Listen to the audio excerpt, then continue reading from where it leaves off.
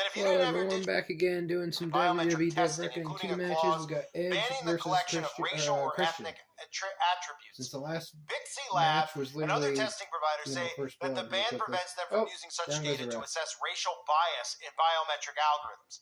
The issue of racial identifiers, however, has raised questions about how the Digital ID project would manage racial profiling. Okay, so now take a step back and think. This is stuff I've been trying to get people who listen to my work understand.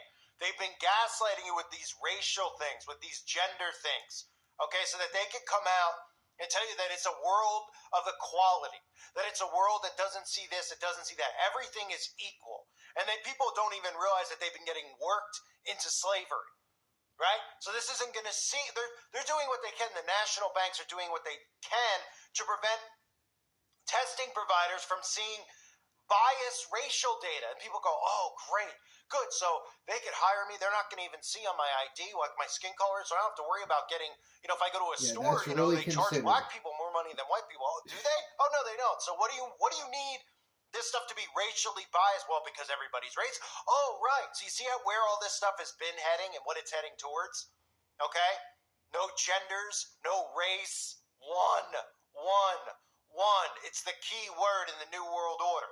So the government's decision could present an opportunity for the digital ID, which is designed to enable Australian Aboriginals to provide or prove their status if it is considered a national digital ID under the bill. Okay, and it will be. So all at the same time, we're seeing this stuff rolled out in every single country.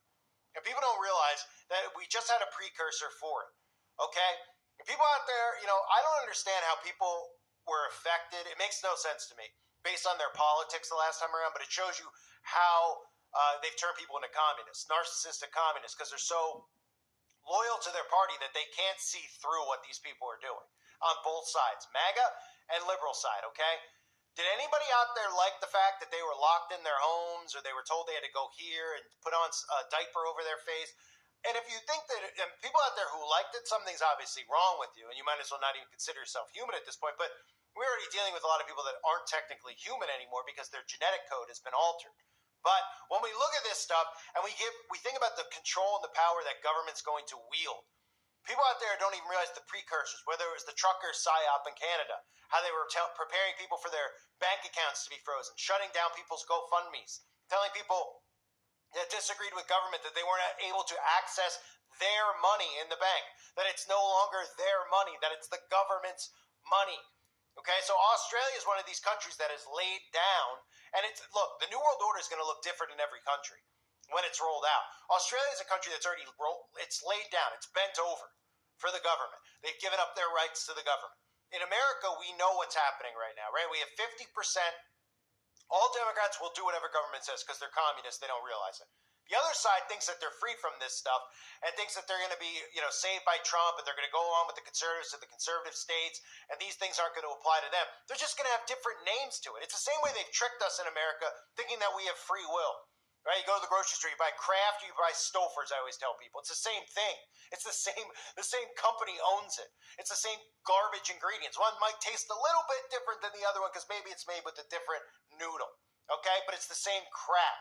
This will be the same thing. It'll be the illusion of freedom in a conservative, Republican, communist society. It'll still be a dictatorship under Trump on the one side, just like it will be on the other side. Everybody will still think that they're free, but they won't be. So we have to watch and see now as these other countries start rolling out their digital IDs. You will not be able to do anything without a digital ID. And in a lot of these countries, people in America don't realize that the civilians were completely locked out in Australia. I covered it when it went down. That if you didn't have your digital ID and show proof that you had certain something in you, you weren't even allowed to go to the grocery store. And that's what's coming to America. It's coming to all the countries. They're going to force you into this. Okay? And they're rushing to do it because they're so adamant on doing it. They're nervous that so many people are waking up to it. So as long as they keep you in the left-right paradigm and they keep you believing that these politicians have your best interest in mind, the civilians will never rise up and stop it. Right? So in America, we're going to see this different variation of it. And all the talking heads who are all MAGA or Republican, every one of these Daily Wire type affiliates that are all CIA ops are going to deceive their audiences and lead them into this.